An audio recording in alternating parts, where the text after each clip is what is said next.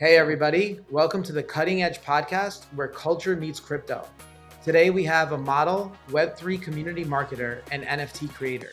From a small Illinois suburb to the runway shows in Paris, she has appeared in the most notable magazines, music videos, and ads for brands such as Calvin Klein, Victoria's Secret, and Dior.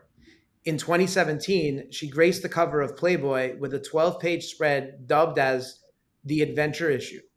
Most recently, she has taken her talents to the Web3 space, where she is set to release Chaos and Couture about the exploration and exploits of the modeling industry. Please welcome Dana Taylor. Hi, Dana. What's up? Hi, what's up? How are you? Good, good. Thanks for taking the time to come on the show. You know, in I'm really excited. Yeah, and in looking up like some about your history, so I thought a fun fact was you staged runway shows in your driveway for friends while you were growing up. Yeah, I definitely.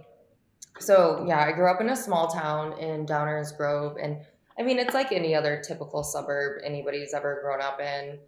Um, I had like my neighbors that I would play with, and a little park on the corner, super cute. But my dad was a photographer, and I actually growing up, he would just do all these photo shoots. There was all these photos around my house of all the women he had shot. So I kind of grew up, just even seeing cameras. My whole life is on videotape. If you ask, like, hey, when Dana was 3 eating a piece of pizza, can we find a clip of that?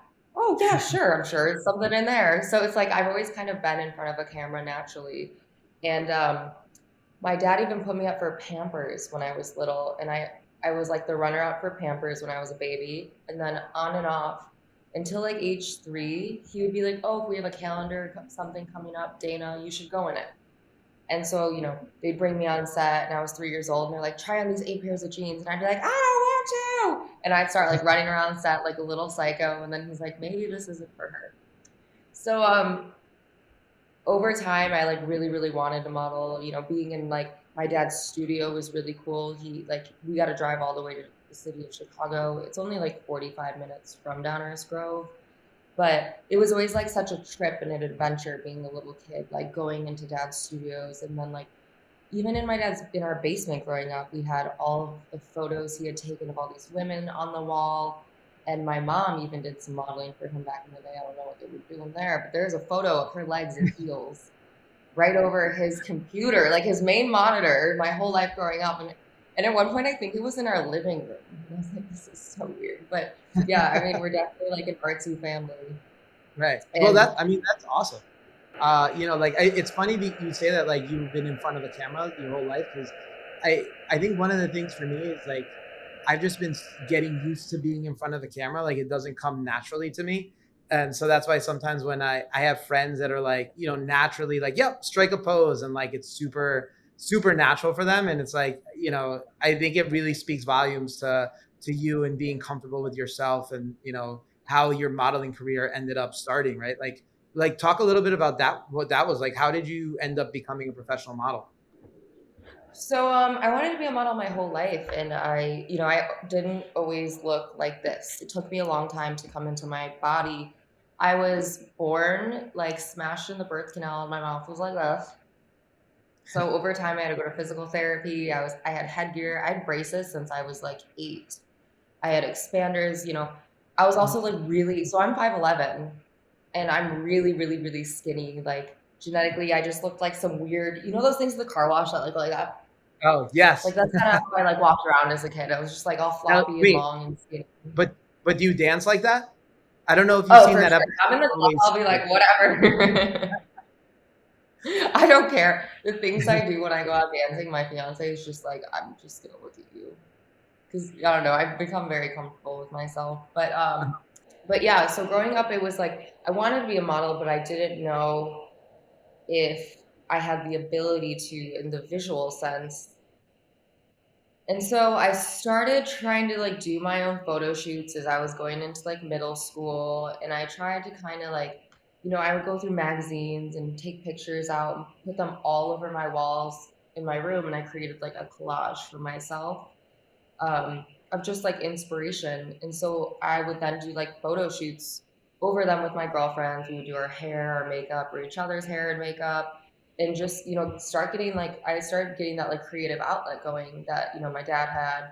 And also my sister is really, really into photography.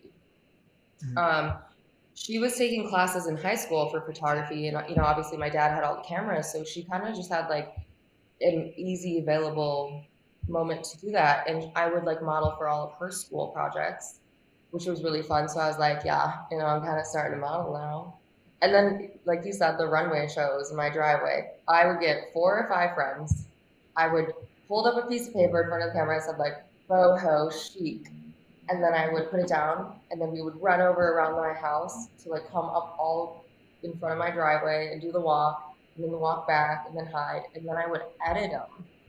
I got like really into iMovie and stuff, and I got a Mac, and I would Mhm. edit all these runway shows and like give them to the people that were in it, and I was like, I love this. I want to be a model and a video editor. And it was like right there and then and there, I was like, this is my calling. This is what I'm going to do. And I just kind of like got really, really, really into it. And the idea that like maybe this could work. Like I kind of started like sprouting, I was filling into my body. My face wasn't sideways anymore. I didn't need the social validation as much anymore because I realized like growing into myself, this is just what I am. And I kind of never changed the way I acted, even when I was bullied, because I was just like, I don't know, like this is how I am. I don't know why people don't like me, whatever. Oh my God, Yeah. I actually forgot to tell you a good story. So I'm just going to keep talking and talking. I have a Yeah, lot to tell you no, go today. for it. No, I have some it's tell super, super very interesting. Yeah. comfortable. So me and my sister actually got our names because my dad would have castings, meaning like a bunch of models would come to a studio and they would, bring their like portfolio card, which is like a comp card and it has your name on it. Uh, But he would like collect them over time because you're like, hey, maybe I wanted Emma from Ford one day again or whatever. So he would, he had the stacks of them and he was like going through them for our baby names actually. And that's how him and my mom picked me and my sister's name is through like a stack of model cards, which is kind of is cool. it? So my But were sister's they name is picking? Joy. Were they picking I'm sorry. based just on names? Were they picking based on names, or were they like, oh, like oh, I had a good memory Yeah, with she's this hot. person? Yeah. No, they were picking based off names. They were Okay. like, there are like baby books and stuff, but he just had a book of like all of the top cards and was like, there's some weird names in here. It could be cool. All right. No, I mean that's a really cool, interesting story. I think it's always fun and interesting to find out how people's names came about. Like, sadly, my parents did not name me G Money, so this was not a baby name that was given to me. Yeah. I don't know if it was Who G would have Money thought? or I know most people were probably wondering whether it was really my name or it was not. But baby yeah, money first. And then you exactly. became G Money as you grew up. So yeah, so what So was yeah. So when you got into the space, right? Like when you started modeling, how old were you, and what were your first experiences like in the industry? so my dad brought me into an agency and I went with Ford in Chicago and they were cool and they offered me a contract like right there on the spot. And I was like, this seems like too easy. This is exciting. Like, will he let me do it? So then he's like, you can't just go to one. You have to like see your options. So I went to Elite. I went to another agency. They offered me a contract also. So I was like, oh my God. I was like, I want to say yes right now. And he's like, Dana, you got to play the game. Like, you got to let them come to you. And I was like, okay, but I just want to be a model right now. So he actually made me do like a photo shoot with him. And I was like excited, but at the same time, it's like, it's not smiling for a family photo. You're in front of your dad and you're like, hmm, Right. hmm. But like we're also like I'm like Lithuanian, we grew up like we're very European, but also like very comfortable. But that was like a new kind of vibe. I don't think I was gonna be like modeling at 15 for my dad. So he took some photos of me and we emailed them into the agencies to like get the conversation going again after we'd left, like the waiting game. And they're like, yes, for sure, for sure. And I was really interested in Ford. They were cool. With the other Was agency, there there? was some weird like Yeah. stipulations Yeah. of Was I there? could only Was there? runway. Was there a reason you liked Ford over Elite? I mean, I don't know really the difference between the both. I just consider them on the same level. But like, what were like I guess some of the differences that you liked one over the other? So at Ford, they would let you do print work and runway, and like, print is like commercial stuff, magazines, anything you see online, and runway is just, runway. But at Elite, they wanted you to pick either runway or print at the time. And I was like, well, that's just like half the work when you could, have both options in front of you. It makes so much more sense. So just like that component kind of just automatically cut out one of the agencies for me, which made it easy because I'm an indecisive person. I'm an indecisive person, so thank God.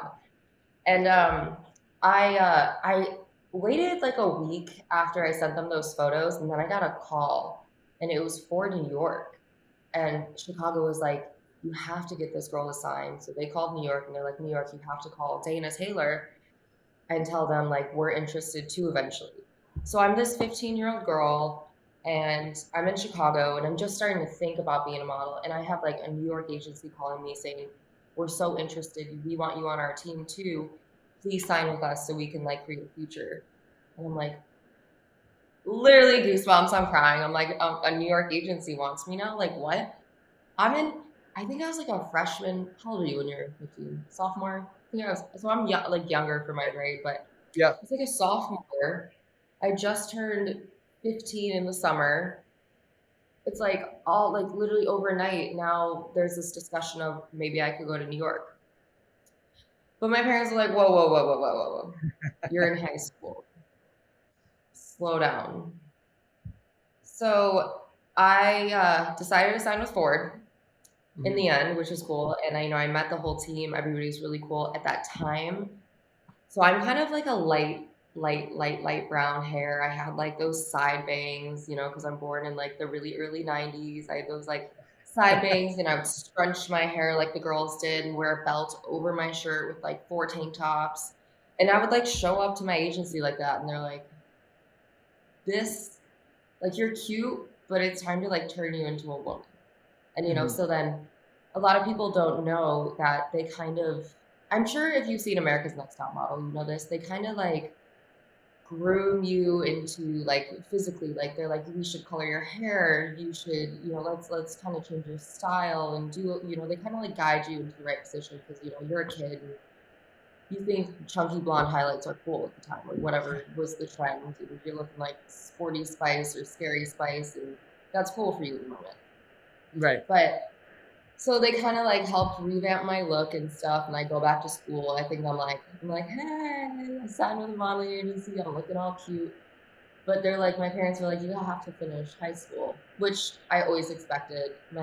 Growing up, my family was very education first, and then you can go get a job. But your job growing up is school, number one. So I went to my principal and I was like, how can I do photo shoots? Because they have to take place during the day and be in high school. And he's like, well, Denise Richards went here and look at how she is now. And I was like, okay, he's really throwing this Denise Richards thing around a lot. Like, does that mean like he's gonna like hold me to that standard? I don't know. But anyway, there ended up being a program that I could do in high school where I could go to school till like 12:30.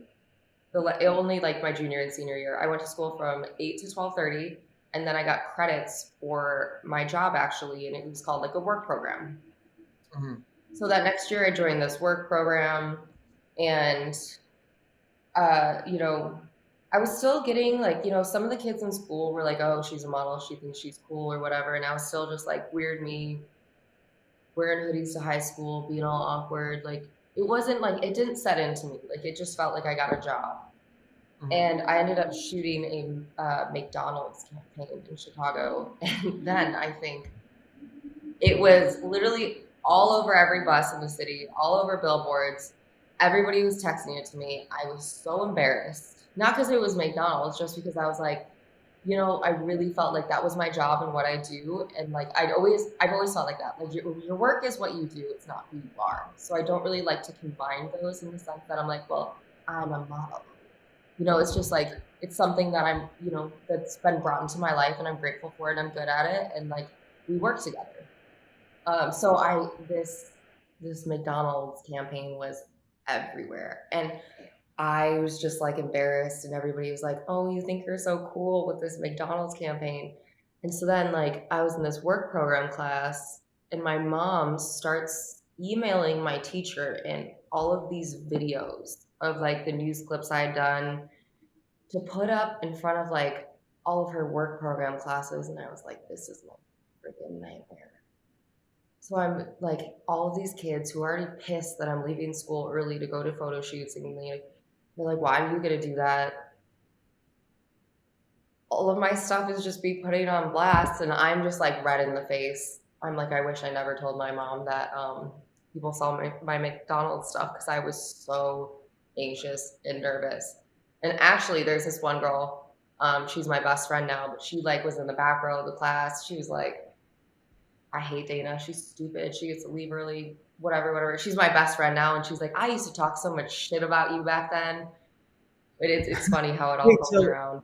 so was this McDonald's campaign was really what like kind of kickstarted your career, or was it like something after that or before? So I would say kind of what kickstarted me was I flew to New York to meet agencies actually when I was the next year when I was 16.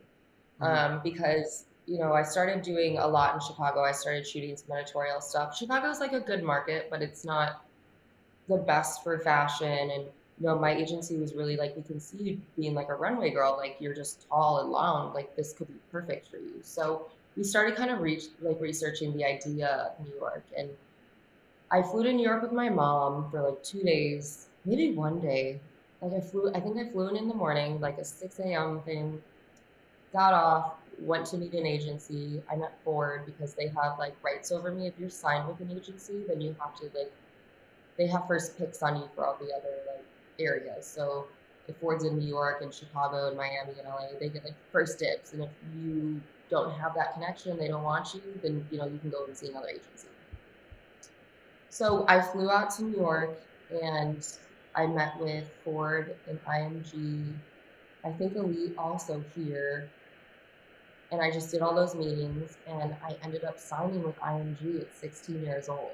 And again, my parents were like, you gotta finish high school. But like to me, I'm like, I last year just signed with Ford. This year I'm now a New York model. So And that's like does that I mean you're living? graduated Does that mean you're living in New with York full time at that point? I No. wish. So My you're parents are traveling like, back. no. So You're you're going traveling back to back and Chicago. forth from LA, from Chicago to New York for shoots and stuff. So they wouldn't even let me do that. My parents were like, no, you're not moving to New York until you're 18. And I was like, okay. So they were really cool, this agency. They let me like stay signed. And I turned 17 my senior year. I graduated early because I wanted to just leave and go model. So I graduated early. It was like December. I graduated instead of the end of the year. I finished out what I needed to. I had my birthday, and the day after I turned 18, I moved to New York City and I started my work with IMG. But what I didn't know that was coming is like all the crazy things that come with New York being like an 18-year-old girl. So I signed with IMG, and I'm not sure if you guys So know the movie Zoolander, right? yeah, I mean, Zoolander is one of my favorite movies of all time. Like I so didn't. that's a great question. How real is Zoolander? There's some realism to it because it's like how there's like a bunch of dudes in an apartment, Yeah, like the there has model to be more to apartment. life than being really, So really ridiculously good looking, right? really, really, really, really good with me. But like those model apartments are real, and I didn't really think about it. But in that movie, they look really nice. So IMG sets me up in their model's apartment, and it's 4 bunk beds, one room, one bathroom. We're paying $2,000 a month, and I'm like, okay, Like the I'm grind is modeling real. now. Is this me making it? Like, what do I have ahead? And like the price to live there is some. I thankfully when I was there, it wasn't at full capacity. So it Mhm. was the underage What year was apartment. If you this? just turned, oh my gosh, what year was this? 2009, 2010, Oh, okay. So 2009. it was like right after like the financial crisis. Yeah, like the city was like pretty empty at that point. Yeah, it was like 2010. Mhm. Yeah, I'm gonna say that. So I stayed in this apartment. Thank God it wasn't at like full capacity because it's like 8 girls, and then sometimes there's a couch, so it's nine, and then it's like just overpacked and it's gross, and like you have a meeting, like you have to wake up like an hour and a half before just to try to get in the bathroom, at least to like get your 15 minutes in the bathroom. It's like it's a fight. But Right. after I left, there was actually some girls who started sabotaging other girls in the apartment. Like one girl put mirror in the other girl's shampoo and all of her hair fell out. And then I was What? like so scared. Yeah. Holy They were shit. like trying to Wait, like so hurt the I other mean, models. I mean, so like I guess like what I it's funny because I think on the outside looking in, you have this expectation of what like being a model is like, and like flying to all these amazing locations and photo shoots and doing all this cool shit. Like, how did the reality of that stack up to what your expectations were? Going in. I mean, there's like a couple stories I'm gonna get to that are like, wow, this is really cool. This is what you get for being a model, and then like, wow, this is really shit. Like, the price to live there was $2,000. It's 8 girls in one bedroom. It's gross. There was mice in that one apartment. That's what I remember. That's the first time I saw like a rodent I mean, eight in girls. an That's apartment because that's eight normal. I girls. think. Eight girls in one bedroom is like insane, and you're each paying $2,000. Wow. I mean that sounds like a profit center for for the modeling agency or whoever runs the apartment, I guess. Oh yeah, so like they completely profited off of us because they owned the apartment, which I like later found out. Wow. And I mean, I guess like that's one of those things like you don't know, right? Like I would have never guessed that. Is that a practice that and still happens to this day? it does. It still does. Like agencies buy apartments, they stuff them in with the out of town girls because a lot of times being a model, you only travel to a place for like a week or 2 weeks, and they'll be like, "Oh, you don't have to book a hotel. Our agency has an apartment here you can use." So they kind of use their benefit out of that. But then also being a model who had no money and just moved to New York, they added it to my account. So sorry. It was money So they that would you add, it was like money yeah. against future. Yeah, so I owed them money. So I had this $2,000 bill straight into moving into New York, and I owed them money. So if I were to get a job, I wouldn't even get the money. But they were allowed to give you cash advances, but then they charged 20% or 25% on the cash advances. So it's kind of like if I get $100, I get to pay you back 125 bucks, So it Wow. was I mean kind of like this stuff that's was crazy. weird. I didn't even know that happened. I didn't even realize that that was a thing. And I'm sure a lot of people didn't know that. That I sounds know like there's a lot of things. It's kind of like unspoken to kind of say like because a lot of people want to see this as like a really glamorous type of lifestyle, but like we have to pay for a website to be on a website and to hold our portfolio. We have to pay like $40 a month. Every time we give like a card with our name on it, it's $1.50 a card or something, $1 a card. So we for have to like pay for those. for like a business We have, card. yeah, for a business card, we pay for those, which is okay. The Wait, business but a card, dollar, but $1.50? Is that what you're saying? yeah, yeah. Wow. Okay. We pay for any prints that are put into our physical portfolio. We have to pay for that. We have to pay if a client wants the book. Like, say you're like, oh, I want to see Dana's book, but I don't want it online. Like, they would FedEx it overnight. That would come out of our pocket because the client just didn't want to go online and look at our portfolio. So there's like a lot of other charges that we'd incorporate as a model. But also, it was helpful at the time not having a lot of money, them paying my rent until I could. So in the Yeah, beginning, that was good. but like I mean it's helpful for sure, but like I mean charging you 25% interest rates, it sounds like insanely Yeah, that egregious. hurt. Like I that. never took out cash. I was thankful that I was a working model in Chicago.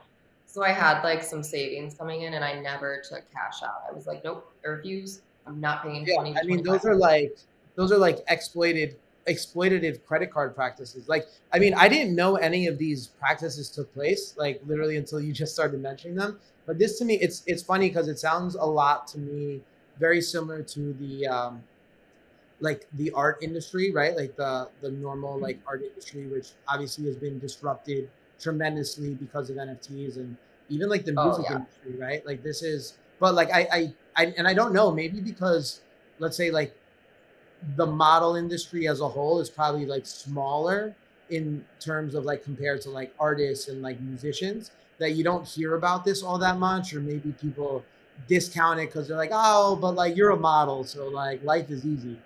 um yeah, like this is the Yeah, first I've ever for heard of sure. stuff like this. Yeah. I mean, life was weird. Like, my second model apartment I moved into, it was an amazing Gramercy, like 2-floor apartment.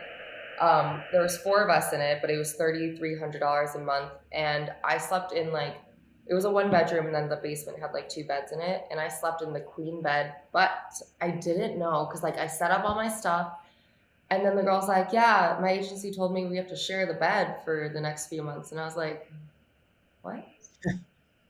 Wow. What? Like we have to share a bed, and I'm paying $3,300?" So Wow, I like mean that's crazy.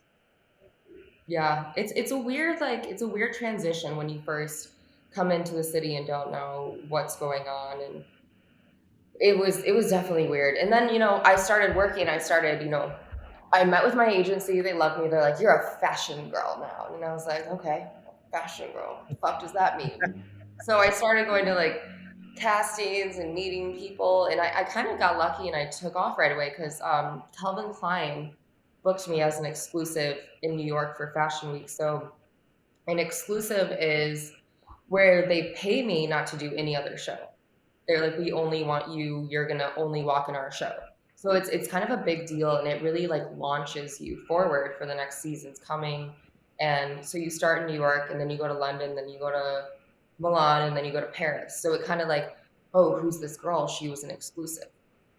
So Mhm. after that, in New York, I walked with Carly Kloss in front of me and was like, "I'm gonna have a heart attack."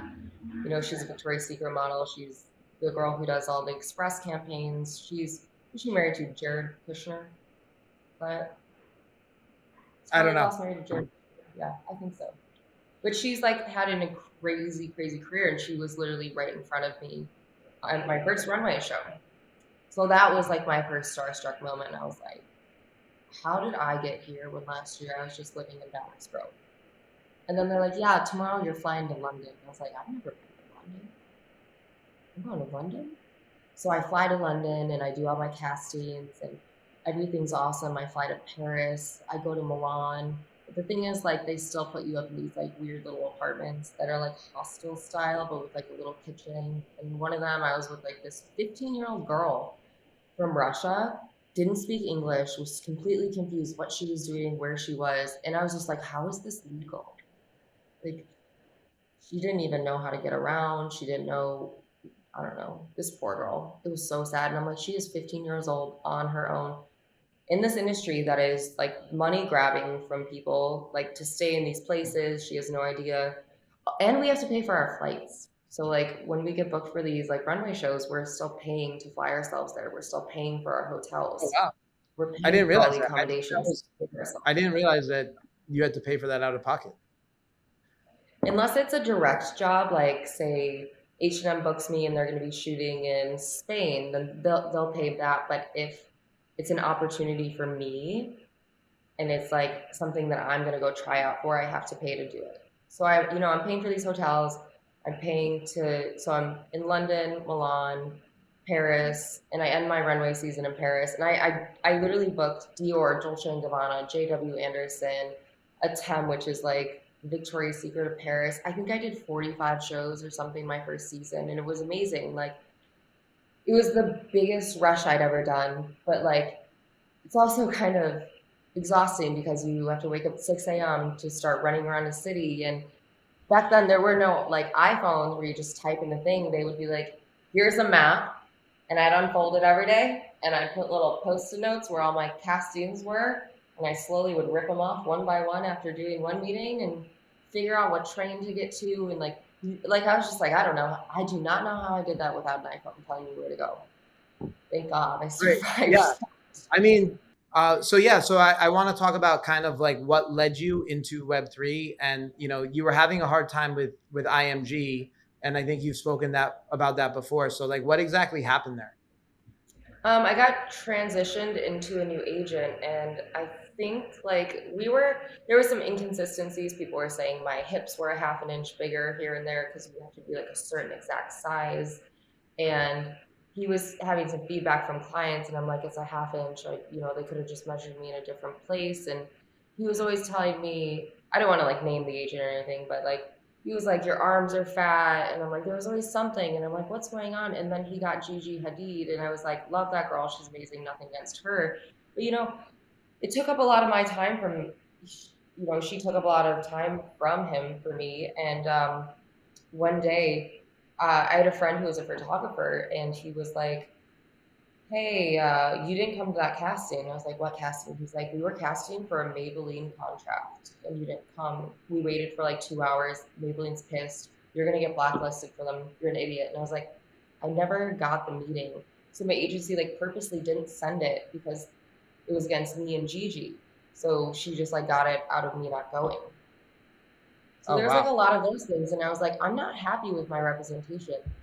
So I switched, and I kind of like I took a little hiatus, and I kind of started going crazy and partying, and I started seeing some of the perks of modeling. And I was definitely that girl that went to St. Bart's with Leonardo DiCaprio and was on his yacht for whatever, and he was a good friend of mine. And I was in St. Bart's, and there was all these amazing people and beautiful celebrities. And I mean, I've seen some crazy things. There's girls, I've gone on trips, and there's girls there, that are prostitutes, and I'm pretty sure that agencies set them up to do that, and they're getting paid by the day to just whoever comes up and do whatever, and they're big models.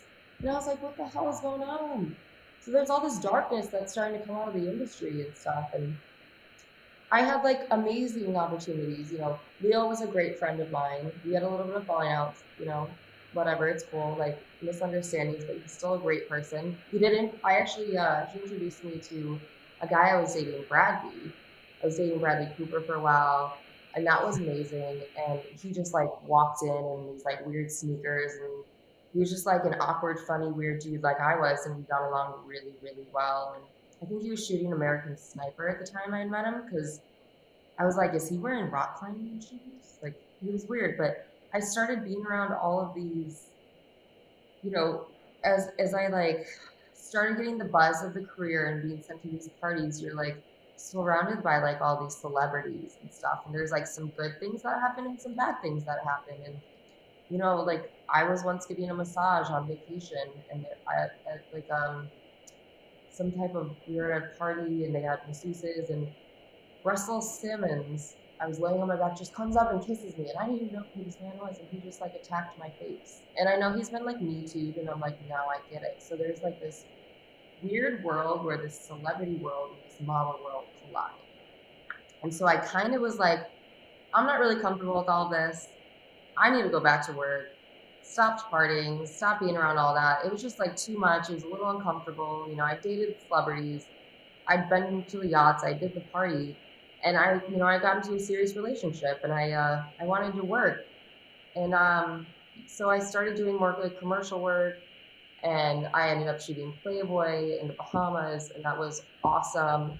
And then I moved into catalog modeling because I didn't really want to do like the runway stuff. I wanted to not be so What skinny anymore. I started doing like glamorous. I tried to what was the act. reason? What was the reason you wanted to stop doing Um, work? Just because? they just had these expectations for your body that as you get older and you're a woman, you can't keep. Like, I'm still a tiny, tiny person, and they always were like, lose weight, lose weight, lose weight.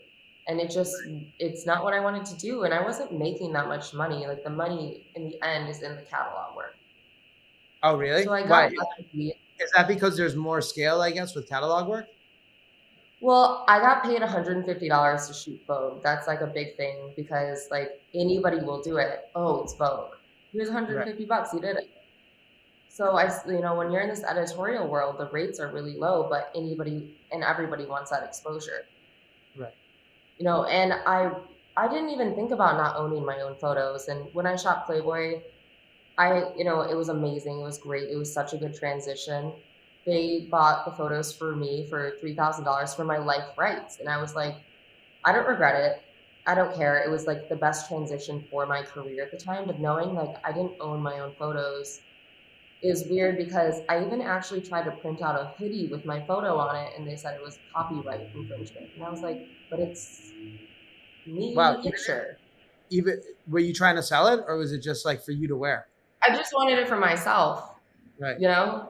Like I didn't need to sell it. I just wanted Right. it for myself because like they had been selling some shirts with my face on it, and I got one and I didn't get the other, and I was like, oh, I'll just make it, go on Hobby Lobby and printer paper or whatever.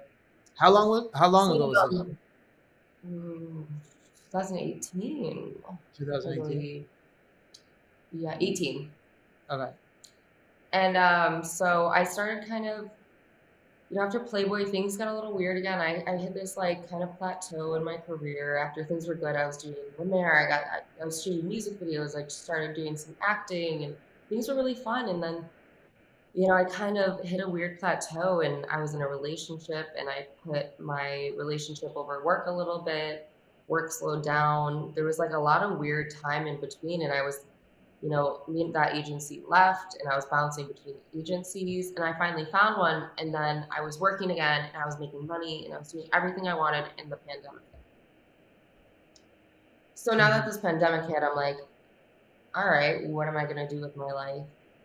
I met a man right before it.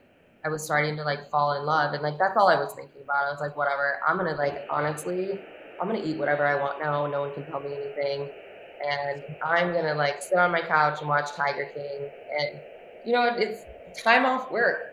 Fuck it, let's have fun. Right. And my fiance, I ended up falling in love, and I am now engaged from the Congratulations. pandemic. Congratulations. That's a good love story from the pandemic. I know it is.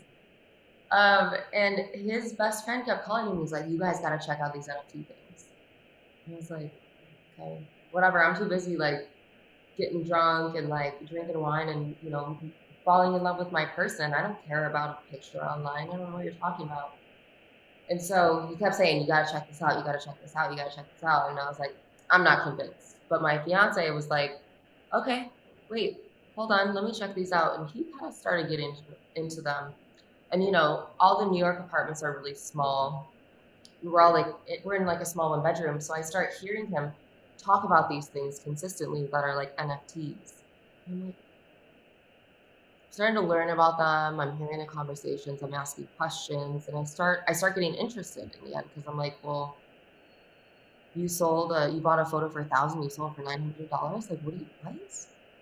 And then I started like, I got into researching them, and I ended up buying a Beeple, a Pack, a Blau. I was into Mad Dog Jones, you know, Mika Johnson, and I mean, this it was sounds like you were definitely really early. When was this? You were really early for this. yeah, this is like the beginning of the pandemic. So I was Right. like 2019 when I kind of started learning about them. Right.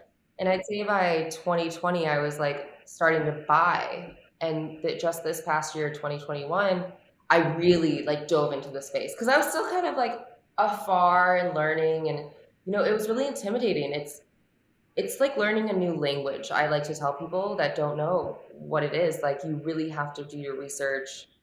And in like 2019, I was like, I just want to watch TV and get fat right now. Like, leave me alone.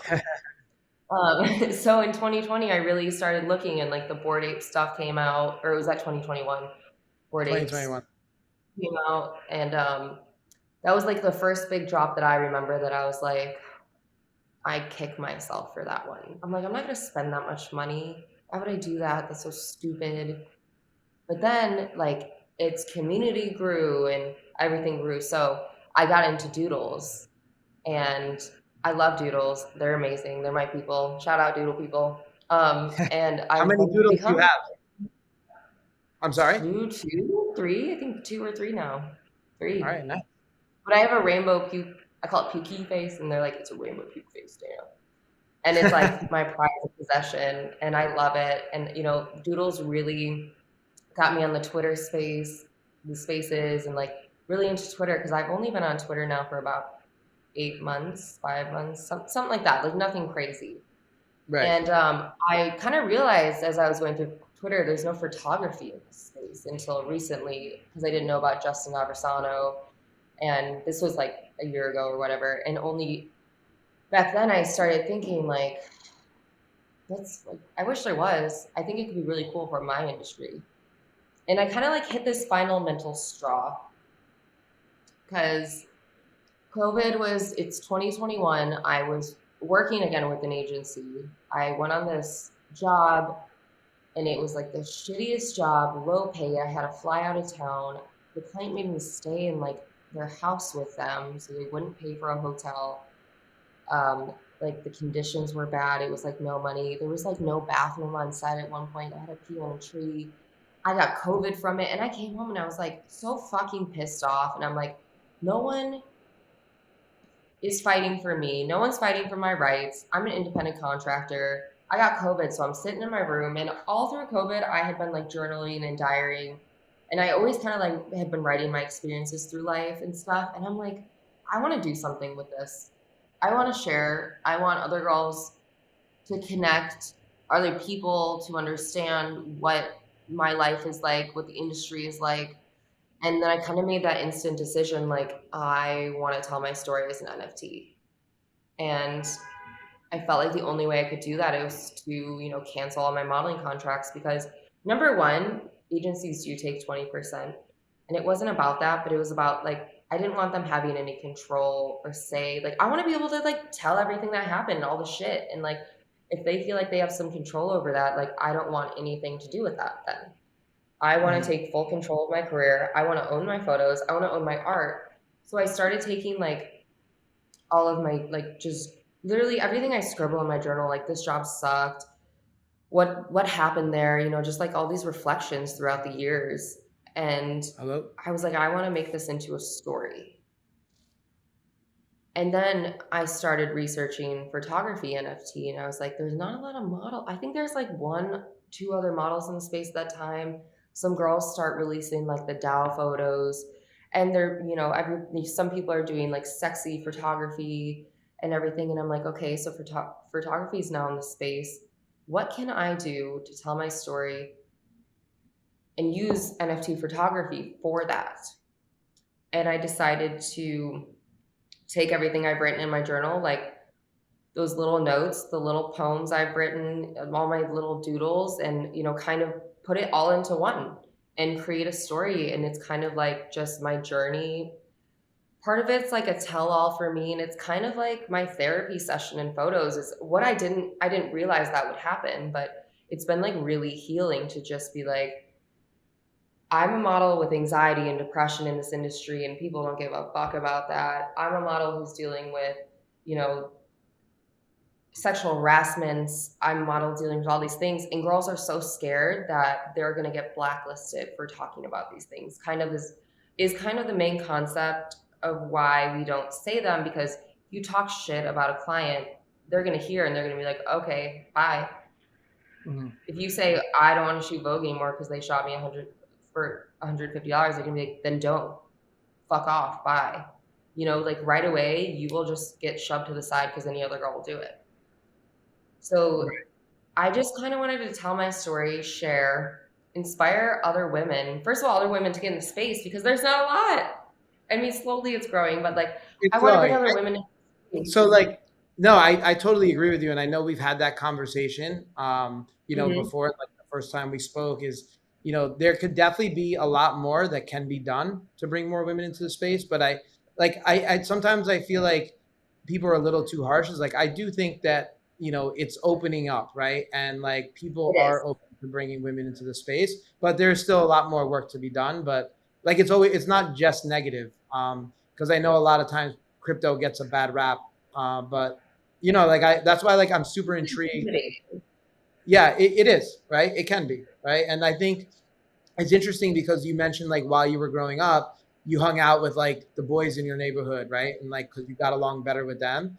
And it's like, maybe that probably like equipped you a little better to make the space a little less intimidating. Yeah, the bros in the space. I love like pouring myself a glass of wine and going on like these doodles chats or the live spaces and like kind of just like talking shit to each other and like we're all talking about what glass of wine we have or what we're doing through the day. You know, it's kind of like it's a good feeling to like, it's a different kind of support system. And like, it was nerve wracking at first, but once you find your like community and your people, it's like, it's fun.